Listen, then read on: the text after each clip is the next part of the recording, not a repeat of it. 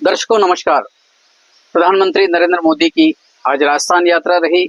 राजस्थान का अजय मेरू आज मोदीमय रहा और अपने भाषण में उन्होंने जनता से जो बातें की उसमें 3 खास बातों पर हम विश्लेषण करेंगे। वरिष्ठ पत्रकार और राजनीतिक विश्लेषक दीपक जी श्रीमाल के साथ। दीपक जी नमस्कार। नमस्कार प्रकाश जी, आज के इस एपिसोड में आपका स्वागत है। जी जी आपका दीपक जी स्वागत, अभिनंदन। जी दीपक जी, प्रधानमंत्री नरेंद्र मोदी आज अजमेर यात्रा पर थे और 3 खास बातों पर उन्होंने फोकस किया। हम एक एक करके आपकी सटीक और विश्लेषणात्मक टिप्पणी के जरिए दर्शकों को प्रधानमंत्री जी की यात्रा का लब्बो लुआब या इसका सार संक्षेप हम बताना चाहेंगे।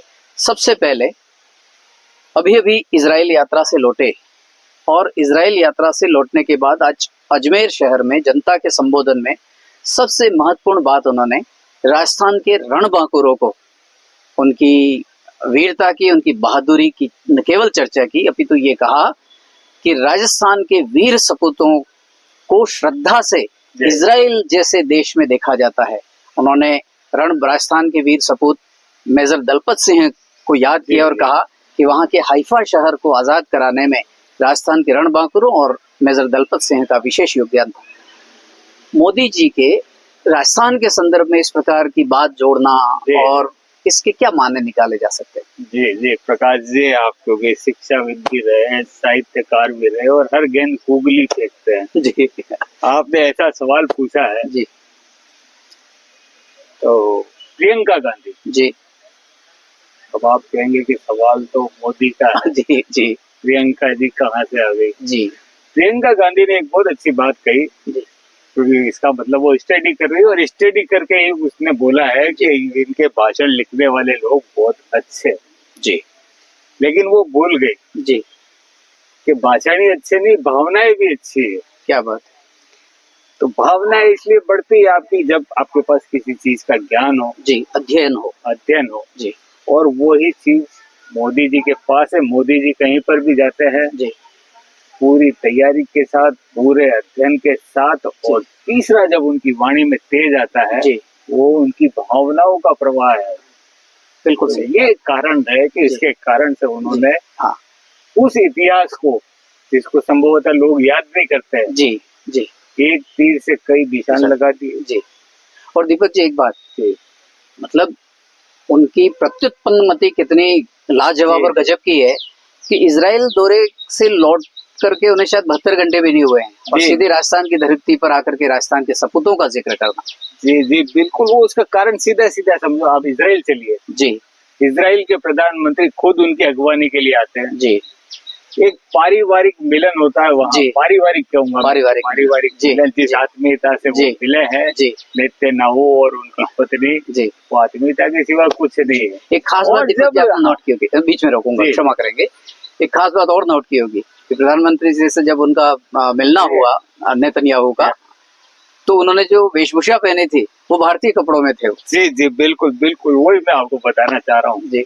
और उसी वेशभूषा का परिणाम था जी कि नेतन्याहू ने कहा मेरे अच्छे दोस्त ही नहीं, मेरे भाई हैं। तो ये भावना है भाई की कब निकली जी?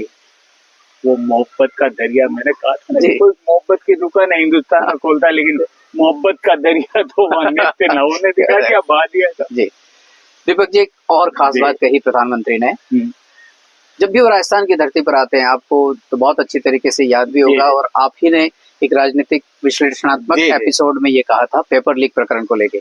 आज फिर प्रधानमंत्री ने उसे दोहराया और कहा कि कांग्रेस सरकार में कोई परीक्षा ऐसी नहीं थी जिसमें पेपर लीक ना होते हो, लेकिन राजस्थान में सरकार बदलने के बाद, सत्ता बदलने के बाद परीक्षाओं में जो भी गड़बड़ियां थी उस पर नकेल कसी है और सारी परीक्षाएं पारदर्शिता से होने लगी। लेकिन एक खास बात इस प्रकरण में उन्होंने कहा, ये मुद्दा या ये बात यहीं तक सीमित नहीं है।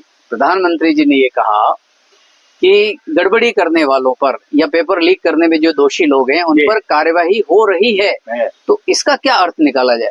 जी जी बहुत अच्छा प्रश्न किया है आपने जी। इसका मतलब है कि सीधा सीधा अभी पूर्ण विराम नहीं है जी।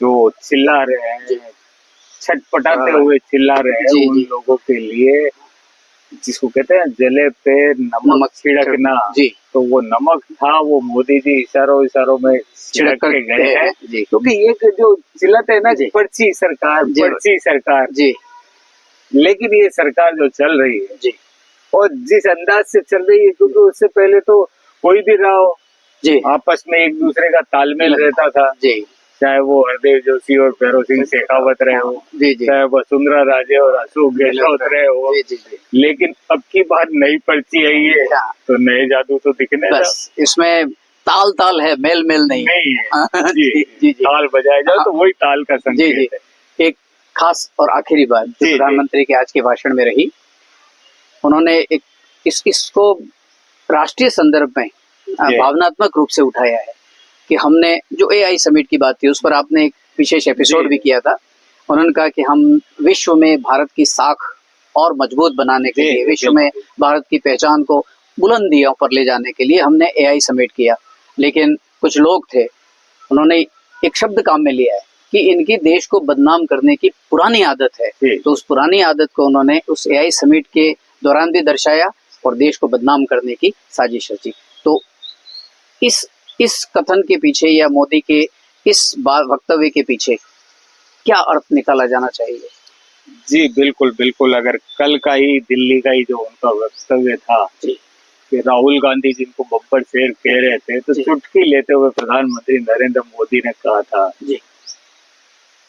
कहते वो लाते जूते खाते ही भाग निकले बब्बर शेर। तो कौन से बब्बर शेर? जी, तो वो जो बब्बर शेर जिसको राहुल गांधी जी कह रहे हैं, या दूसरी तरफ एक और चीज है इसमें महत्वपूर्ण के वो दुनिया के सामने अभी बताना चाह रहे हैं कि साहब विरोध करना तो लोकतंत्र का एक अधिकार है, लोकतांत्रिक, और लेकिन अगर विदेशी मेहमान आपके पास में है, जब देश का मुद्दा है तो आपको अपनी संस्कृति के रंग तो बिखेरने पड़ेंगे। चाहिए प्रधानमंत्री मोदी की इस अजय मेरू यानी अजमेर की यात्रा के बाद में जो कई हजार करोड़ के विकास कार्यों की आधारशिलाएं भी रखी है, उन्होंने लोकार्पण भी किए हैं, तो एक प्रकार से कह सकते हैं कि वो दो काम कर गए राजस्थान की भूमि पर आकर के।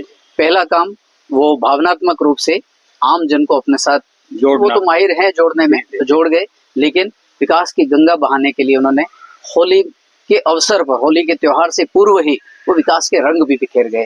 तो विकास के इन रंगों में, इस इंद्रधनुष की छटा में आप अपनी फाइनल टिप्पणी जो है वो हमारे दर्शकों तक पहुंचा दे, ताकि इस एपिसोड को तो प्रकाश जी यही कहूंगा दोस्तों, राजस्थान और जहाँ वीरता की बात करी जी, इजराइल जाके जी, और यहाँ तक आपके शौर्य को जगा रहे हैं जी, शौर्य के साथ स्वदेशी के लिए आपको प्रेरित कर रहे हैं जी। और मैं यहाँ उल्लेख करना चाहूंगा बांसवाड़ा जैसे जनजाति बहुल क्षेत्र में जो भी मेला लगा है ना कुशल बाग में, राज सखी में सखी मेला जी, राज सखी मेले में जो महिलाओं का उत्साह है, आपने भी बात करी, मैंने भी बात करी जी, तो वो जो महिलाएं बता रही है जी, उस प्रभाव में हर कोई जुड़ता जा रहा है, जुड़ता जा रहा है। अब आप चाहे बब्बर शेर का पिंजरा ले आओ लेकिन शेर तो शेर।